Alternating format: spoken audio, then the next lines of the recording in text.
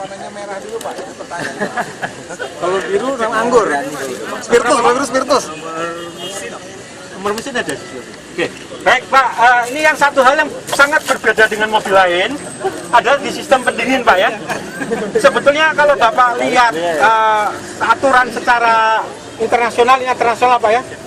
Ini kalau yang bentuk-bentuk warna hitam-hitam ini ada satu spesifikasi yang ada di dalamnya. Bahkan kalau sekarang Bapak lihat, ini adalah tanda Bapak kalau pengen tahu ini isinya apa, lihat di buku manual Pak. Ini artinya buku informasinya ada di buku. Ya ini. Oke. Yang saya akan bahas di sini adalah tentang sistem air pendingin. Metode kita dengan mobil yang sebelumnya, mungkin kita sangat rajin, maunya air itu penuh terus. Jadi kita isi penuh, besok kurang lagi, nggak bocor. Sistem kita di Chevrolet semua menggunakan sistem yang namanya close, Pak. Sistem tertutup. Jadi air yang namanya air nambah sama normal tidak akan ada.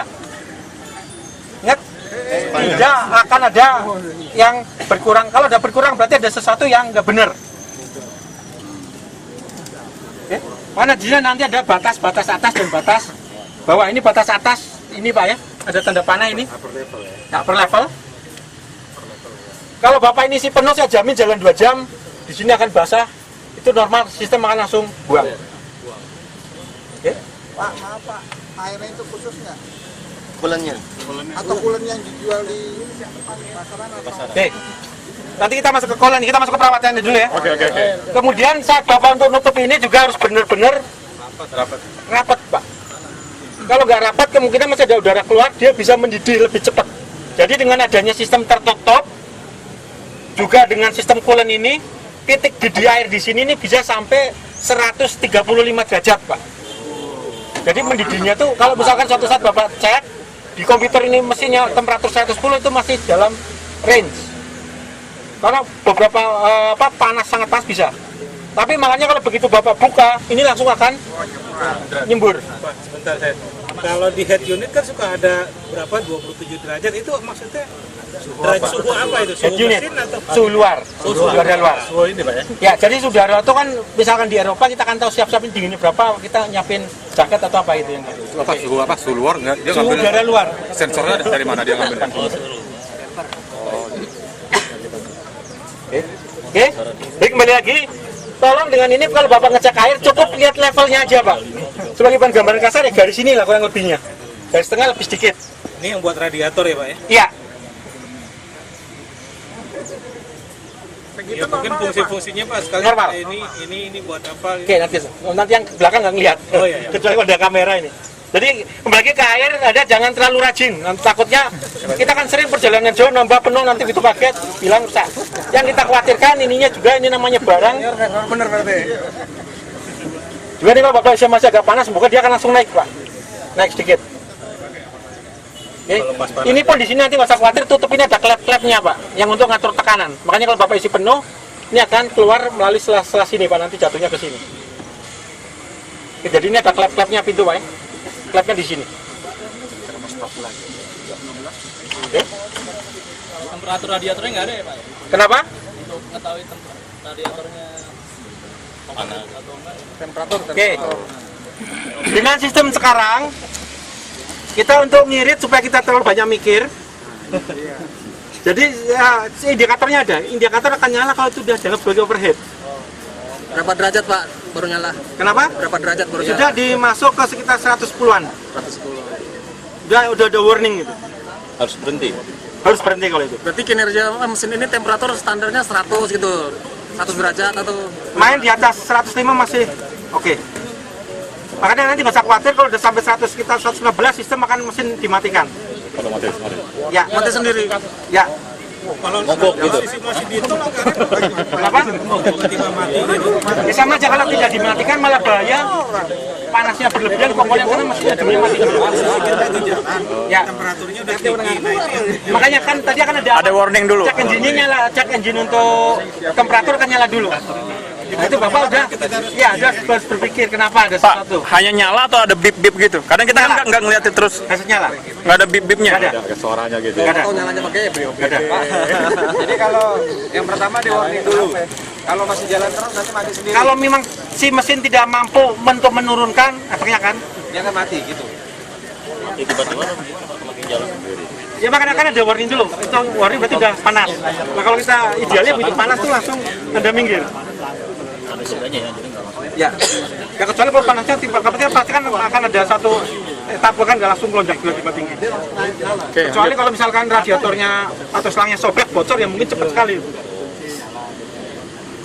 Oke, sukses dengan ini Pak ya. Jadi ini Anda sederhana ini begitu klik ini udah berhenti nih.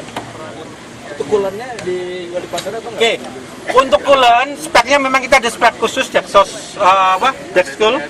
Tapi secara umum kita udah menggunakan yang long life. Long life itu udah warna merahnya udah long life. Sama dengan merek lain asal dia udah long life berarti bisa dipakai. Yang hijau nggak boleh. Merah indikator long life. Ya, kalau hijau itu yang metal yang kelas sebelumnya Pak. Zamannya Blazer dulu hijau.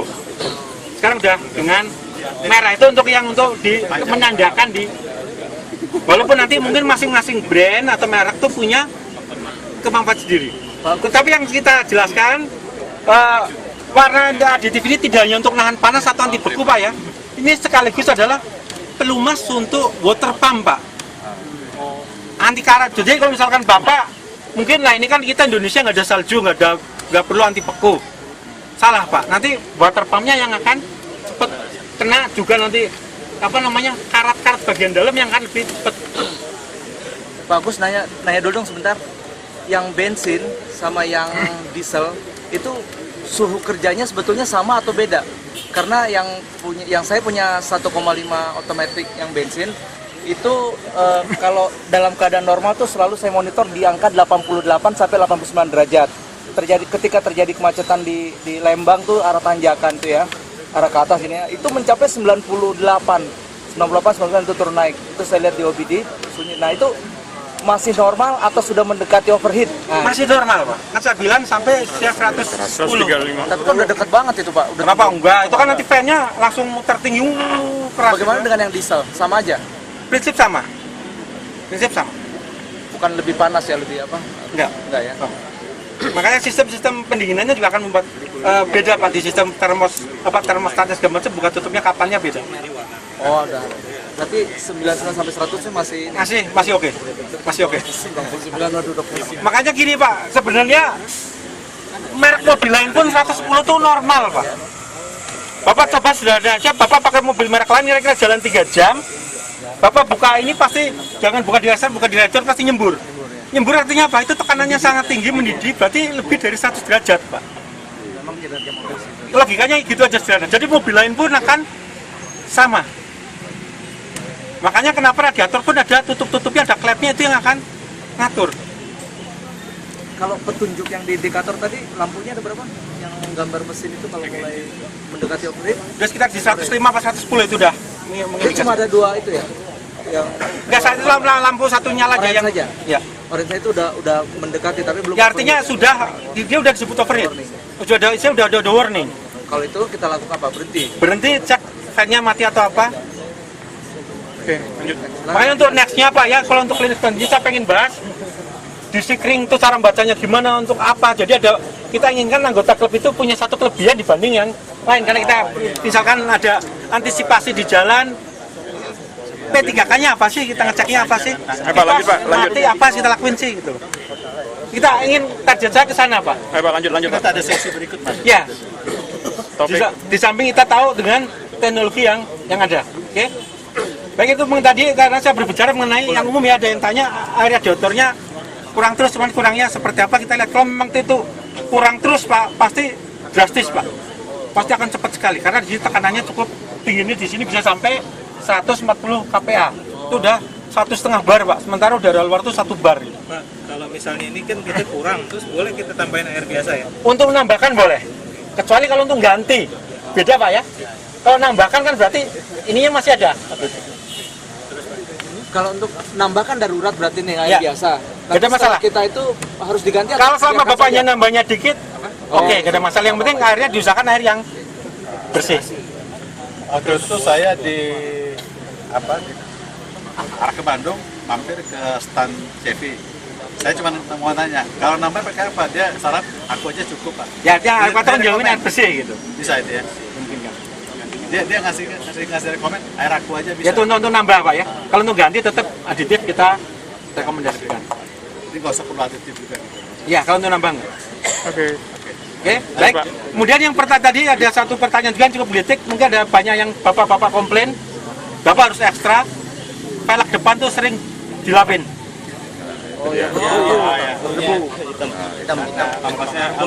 Itu ciri Chevrolet Pak. Bapak kalau lihat Captiva, Aveo, semua mobil Chevrolet akan seperti itu. Itu ada satu alasan kenapa. Ya, ini perusahaan kita tuh terlalu ikutin aturan yang ada di internasional Pak. Jadi mobil kita sudah menyatakan kalau yang dari semua produk dari Chevy untuk rem kita sudah non asbestos. Jadi bahan yang keluar debunya tuh untuk environment, untuk lingkungan aman. Tapi efeknya yang pemilik jadi harus rajin bersihin. Olahraga Pak, biar nggak gendut-gendut kayak saya gitu. Yang terjadi itu bukan satu masalah. Bukan masalah Pak. Bukan kualitas. Iya betul, dengan pas rem yang aus. Iya. Cuma artinya itu tidak, kalau yang mungkin tipe lain tuh nggak kelihatan, tapi itu berbahaya, itu masih pada pakai asbestos. Saya nggak tahu persis, tapi yang pastinya udah non asbestos, jadi aman untuk lingkungan. Tapi Bapak kalau memang ingin bersih, saya jamin, ini mungkin saya ngitung Januari tahun depan barang pilihan yang katakan luar genuine pasti sudah banyak, itu udah nggak akan kotor lagi. Tapi nanti nggak tahu, begitu sekali pakai, disbriknya habis atau apa kita nggak tahu. Seperti Captiva sekarang Pak, Captiva sampai piston pun kelas 2-nya sudah ada. Sudah ada. Ini saya yakin Januari udah banyak Pak. Apanya Mas? Spare part yang non genuine. KW-nya. Iya. Saya jamin udah banyak. Apalagi ini kita keluar sekarang udah angka udah masuk ke 4.000-an Pak ya. Iya. Tapi direkomen nggak sama? Tidak, artinya ya gini apapun yang terjadi. Jadi termasuk dari ATPM Pak ya. Kita satu-satunya mungkin ATPM yang bisa ngasih garansi part Pak. Kalau Bapak beli di dealer resmi dan dipasang di bengkel resmi, spare part yang Bapak pasang kita kasih garansi 6 bulan. Itu dari spare partnya aja. Itu nanti di buku semua ada aturan-aturan mainnya. Makanya kita kalau kita pengen diskusi lebih detail, ingin ada suatu ruang tertutup lebih enak. Pertanyaan tadi, sensor yang di HU itu sensornya di mana? Sensor apa? Tadi udah. Suhu apa? Temperatur. Udara luar. Udara luar ya. Di depan sini di grill Pak. Oh ini buka sedikit. Oke. Ya ini yang tadi belum saya sampaikan. Kemudian tips untuk nyuci mesin. Oke. Tips untuk nyuci mesin, Bapak lihat di sini ada satu stem yang dicoret. Mungkin di beberapa tempat lain nggak ada. Artinya secara umum mobil ini boleh dicuci stem, tapi ada beberapa tips dari saya. Pertama, upayakan mesin itu jangan panas Pak. Kenapa kalau panas? Kalau panas yang berupa air itu sebenarnya sil-sil sudah terlindungi. Tapi kalau panas yang uap air yang bisa tembus ke dalam. Termasuk untuk stem pun biasanya tukang stem tahu dia tidak akan nodong ke sini Pak. Dia pasti akan ada ngambil satu sekarang. Makanya diminta di sini. Posisinya di sini gitu. Kalau ini nggak apa Pak? Ini semua udah seal. Ya semua yang penting tadi jangan ditodong dan jangan panas. Itu nggak masalah ya kalau udah dingin. Jadi otomatis nggak boleh dong sebenarnya kalau yang cuci pakai otomatis. Kita datang langsung masuk begitu. Baik, Kalau kalau dia nggak mesin ya. kita nggak mesin. Oke. Kemudian tips yang kedua, kalau Bapak yang suka mungkin bongkar-bongkar mobil sendiri, tolong kalau Bapak membuka baterai, amannya kunci itu udah taruh di atas sini Pak. Jadi kelihatan bahwa kunci kontak-on itu tidak boleh lepas baterai. Itu akan terjadi seperti apa? SCM-nya yang kolaps Pak. Jadi mesti di posisi cabut ya. Cabut amannya. Termasuk misalkan Bapak mau ngelas atau apa yang listrik juga harus cabut, dia akan ada suatu sentakan tegangan tinggi. Oke, baik. Masih yang tanyakan? Ini waktu Pak Panitia masih cukup atau enggak? Masih. Terus Mas. Lanjut Kaki itu harus akhirnya mereset sistem semua. Enggak. Yang penting kunci cabut dari, sebetulnya sih nggak boleh on. Cuman untuk kontrolnya paling aman adalah cabut. Oke, lanjut Pak. Kalau aki itu akan kering ya? Kenapa aki ini enggak? Ini sebenarnya masih basah, cuman yang udah kita sistemnya kalau ada yang keluar kita akan masukkan lagi. Dari mana? Air akinya? Air aki ada lagi, cuman air aki ini memang kita nggak terapkan untuk tambah-tambah. Oh, gitu. Tapi sistemnya itu kalau ada panas buang dia akan dimasukkan lagi. Oh, nggak boleh nambah. Kita udah tertutup semua kan ini. Maintenance free apa ya? Maintenance free, tapi tetap basah. Ya, Ceknya bagus. gimana? Kalau kurang. Udah enggak selalu. Ceknya udah nggak bisa tatar. Nggak usah ya. Hanya ini kalau mau ganti klakson ini gimana? Nah, pasti banyak yang nanya tuh. Ganti klakson kenapa maksudnya? Biar suara kencang lebih kencang. Bilang kayak es krim. Oke. Ya ini satu standar Indonesia dan standar yang sana sedikit beda. Sebagai contoh kalau Anda mungkin pernah ke Eropa, kalau kita udah mencet klakson berarti kita udah marah. Iya betul Pak. Tapi kalau di sini Makin gede makin bagus. tandanya orang marah ya yang di klakson kaget ya marah nggak itu baru nggak boleh katanya.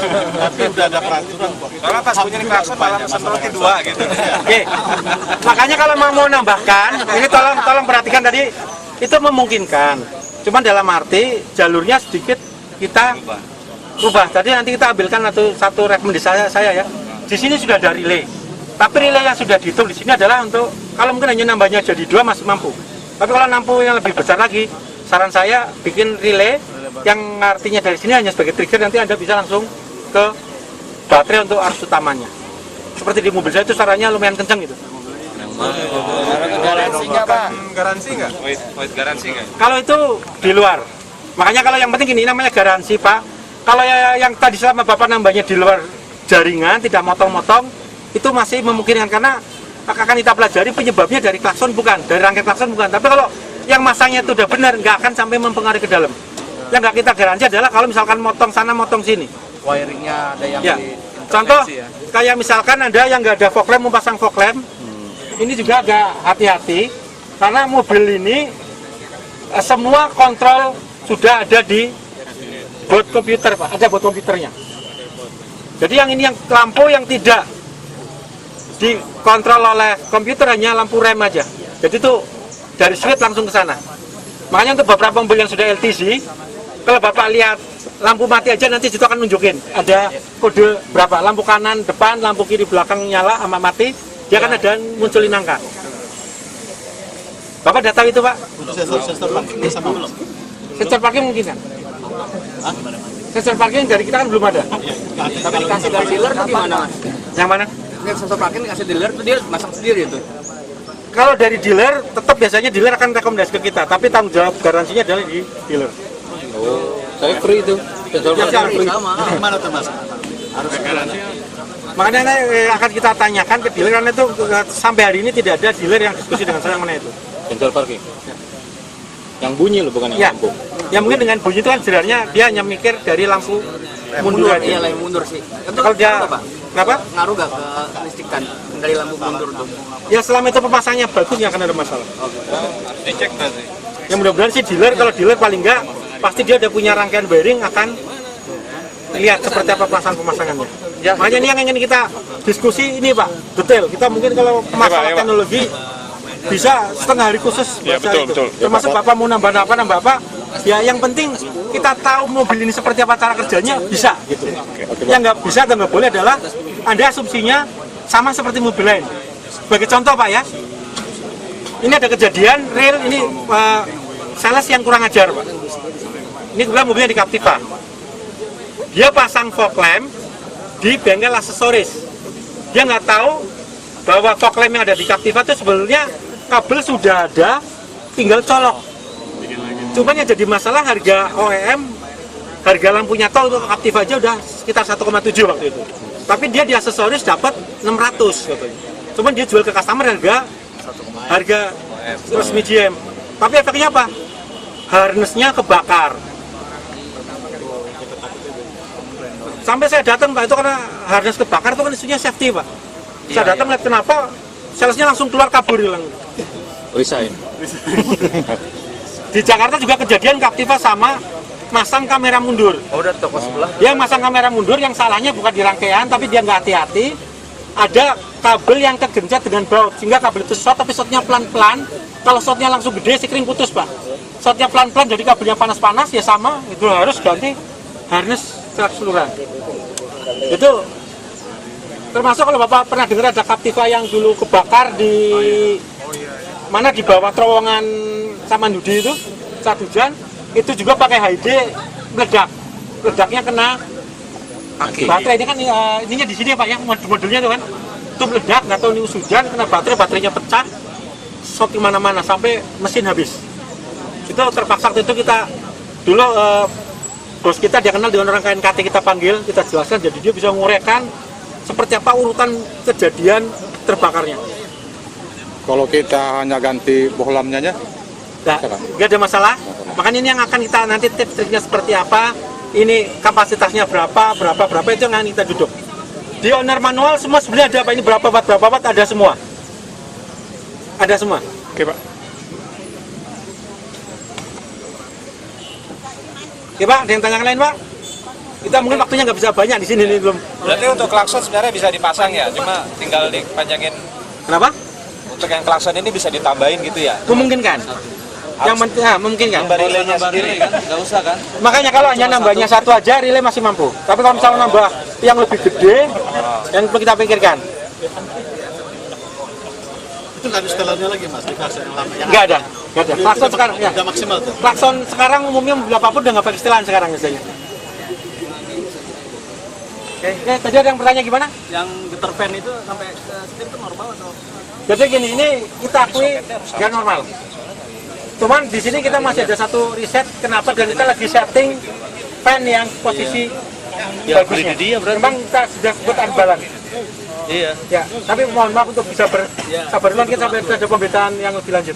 Kita udah jalankan semua improve-nya. Kalau apa bunyi tek gitu pas saat nyalain AC itu emang gitu ya. Ya. Makanya untuk AC kita biar agak kecil tapi kapasitasnya cukup besar Pak. Makanya begitu dari on ke off itu akan ada suatu bentakan atau rasa itu akan ada. Jangan-jangan bukan soket tapi kan klakson itu kepalanya apa? Tapi mesin nggak sampai hidup itu kan? Enggak, cuman bunyinya tapi agak serasa sih. Ya pasti akan ada. Bahkan kalau mungkin mesin yang satu dua akan lebih berasa lagi. Kalau saya bunyi teknya itu tiap 10 detik, tapi kalau misalkan parkir lama gitu di atas setengah jam dalam posisi AC nyala.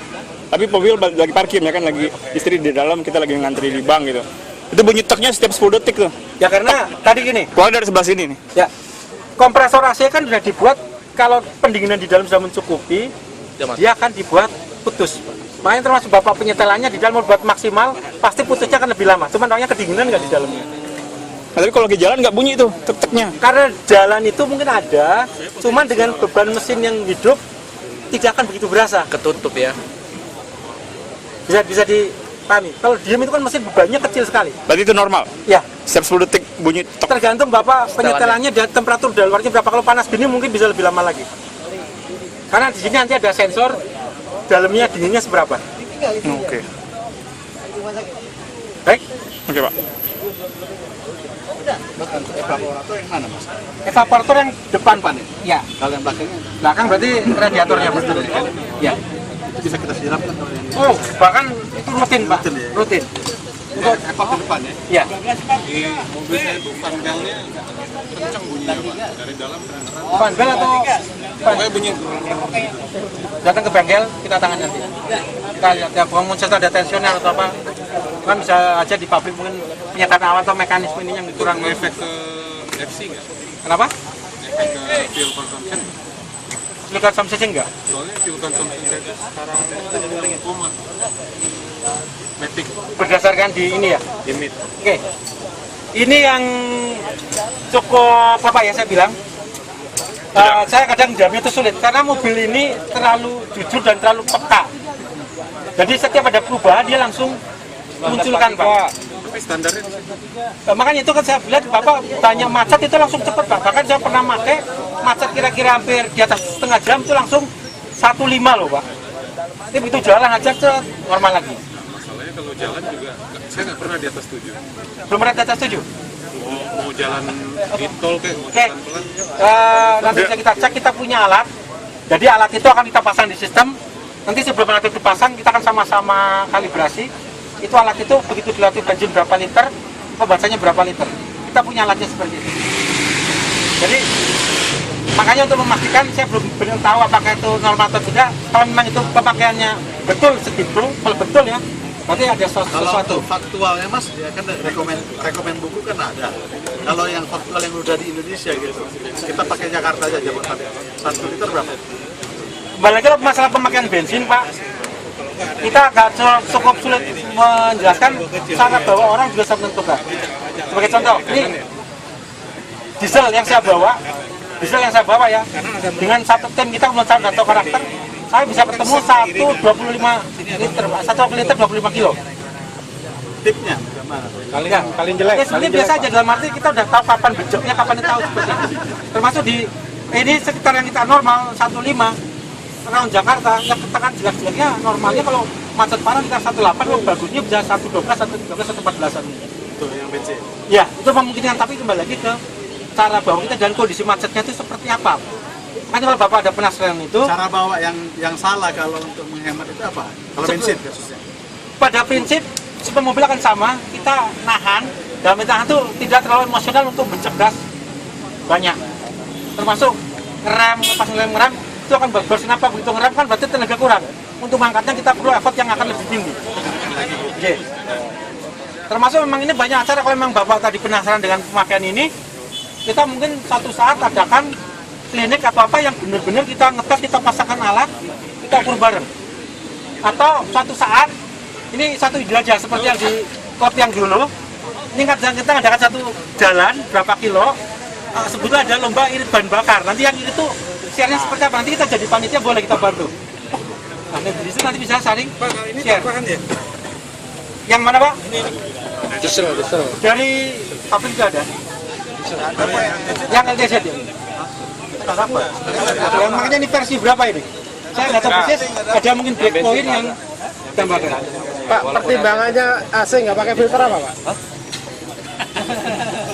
Oke, ini satu pertanyaan yang bagus.